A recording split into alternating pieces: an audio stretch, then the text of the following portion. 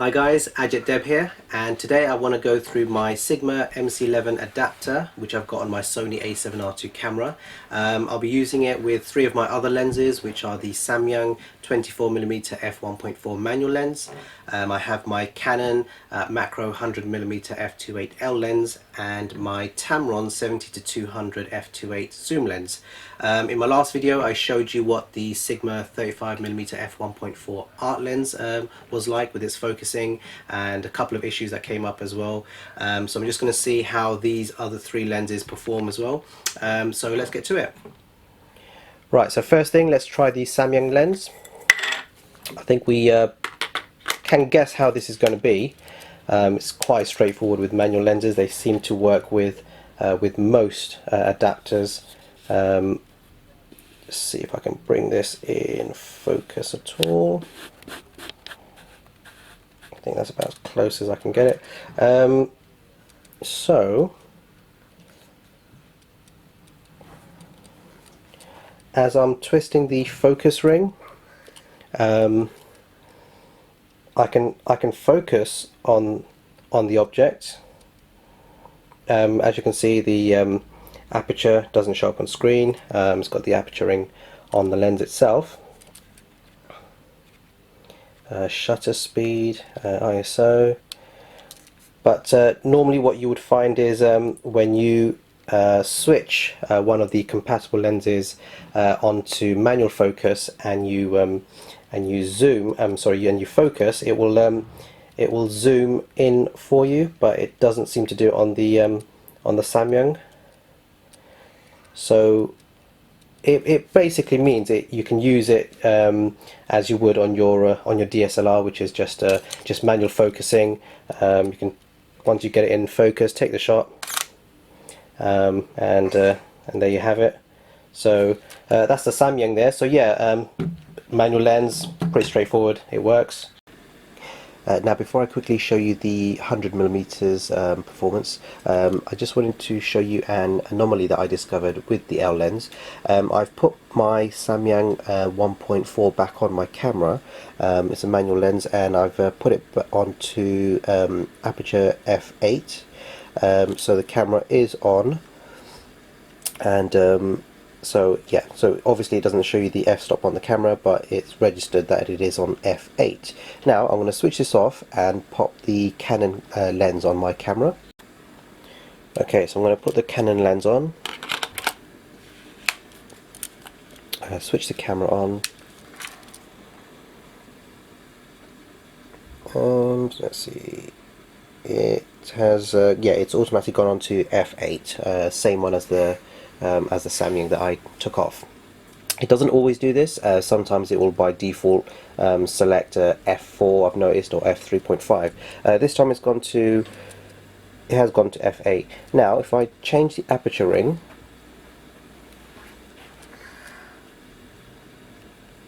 go down the other way, it's got f2.8. Now that doesn't always show. Obviously this is an f2.8 lens. If I can switch this off, and I'll see if it does misbehave.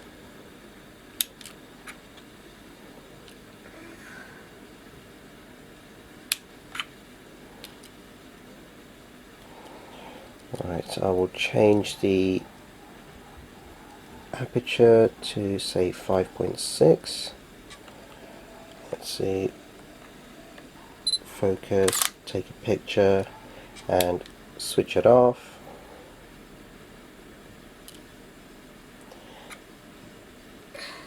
Switch it back on.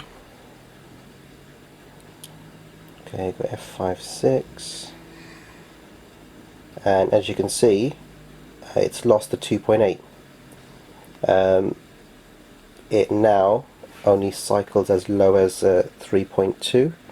Hope that's clear for you guys to see.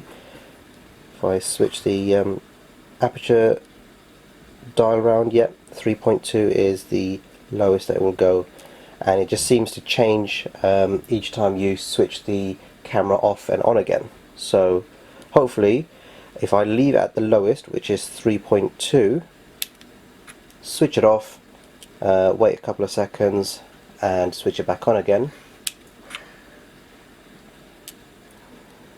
the option for 2.8 reappears. So yeah, I've noticed it will sometimes only show 3.2, it will sometimes only show up to 3.5, and sometimes only up to f4. So resolution is, yeah, just switch the camera off, have it on the lowest aperture that it shows on the camera, switch the camera off, wait a few seconds and switch it back on. If it doesn't work, I've also tried just detaching, having it on the lowest aperture it shows, switching off, detaching the lens and reattaching, and it should resolve that. Okay, so I've got a couple of objects on the table today. That was bang on that time.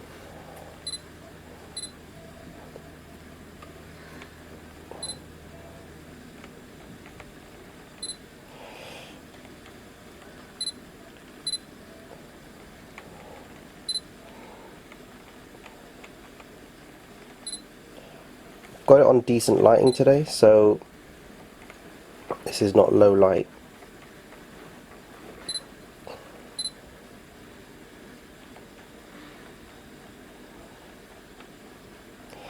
So on real close-up shots, if you can see that, I'll defocus that and try it again. Right, see if it focuses on the remote.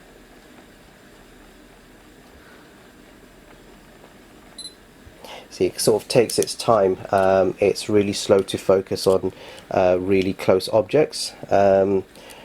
Trying to get it to focus on objects maybe 1 to 2 feet away, it has a lot better time of doing that.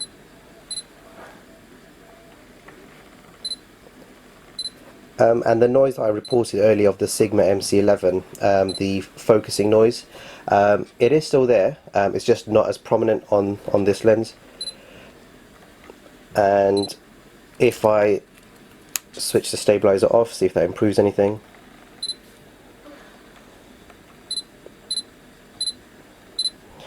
Forgive me guys, I know it's showing as out of focus on screen, but it is definitely showing in focus on the A7R II, and it is.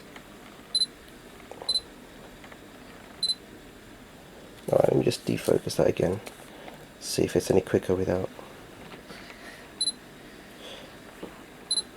Right, actually it looks like the macro lens performs, oh, that is a lot quicker. So if you switch the stabilizer off on the macro lens, and then for the really close-up shots, that just performs almost as good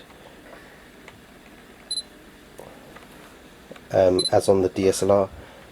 It might not be 100%, but yeah, I would say it's definitely quicker to focus. So if quick focusing is what you need, I would say switch that off. Seems to perform better.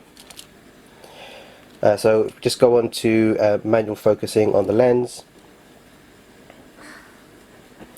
We still have focus peaking, but it doesn't magnify like native lenses. So you can set one of your buttons to do that, to zoom in, but it doesn't show the focus peaking. Now on to the Tamron. Right, sorry about that guys, I just had to move my position. Obviously there is a minimum focusing distance with this lens, which is 1.3 meters, so I'll have it on the 70mm setting first. I've got my autofocus and stabilizer switched on the lens. Let's see how this does first. Let's see if it can focus on, there we go. Right.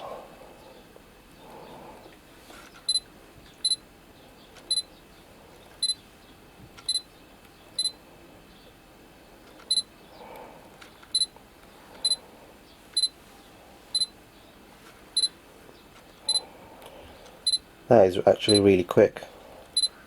It's a lot faster than the Canon. If I move it to the 200mm setting,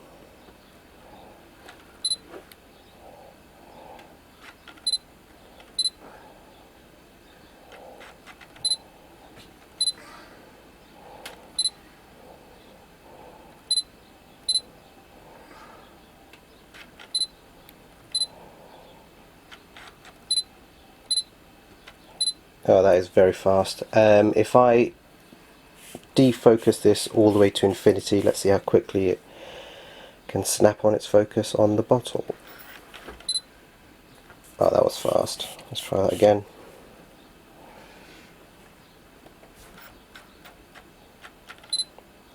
Bit of hunting there that time.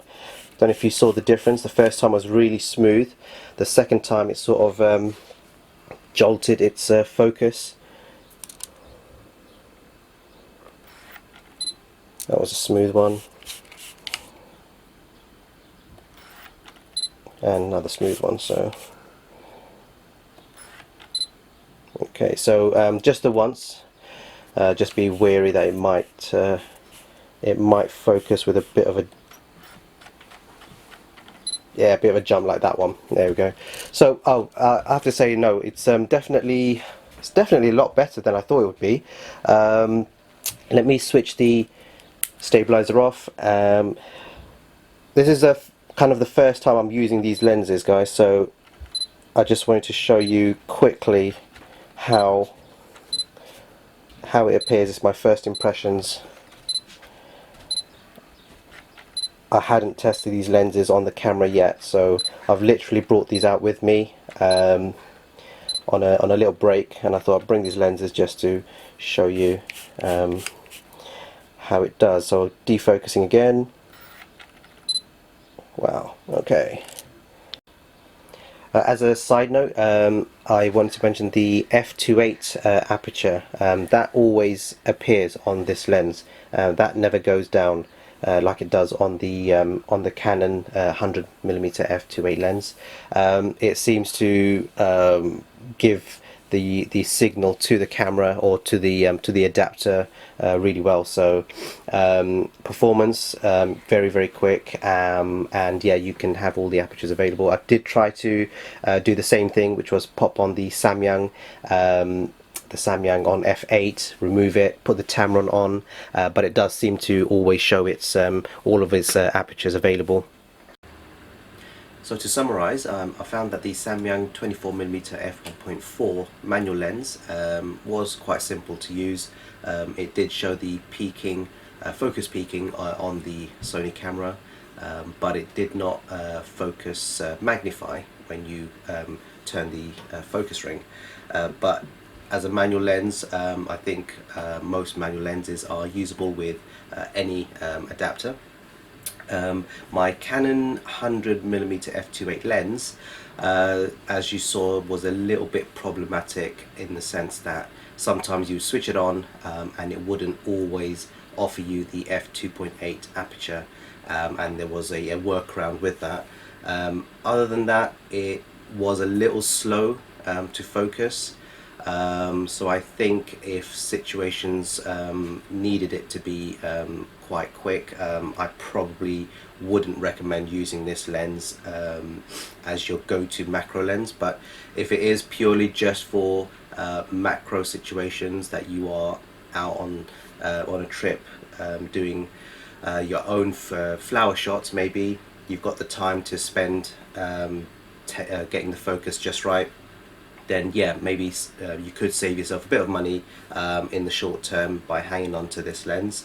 But I wasn't too pleased with its performance. Now my Tamron 70-200 f2.8 I was pleasantly surprised with. I wasn't planning on using it on my Sony A7RII camera. I said that I'd be reserving it for my Canon 6D, which is what I'm shooting on. But it's making me think twice because it performed really well, especially using it on the Sigma MC-11 adapter. I actually did turn on the stabilization switch on and try it again, because I had to switch it off to make it work a little better, but it did actually perform just as well. I tried it outdoors, and yeah, both having it switched on and off performed just as well. So either would be fine, but the main thing is that it did snap on its focusing really quickly.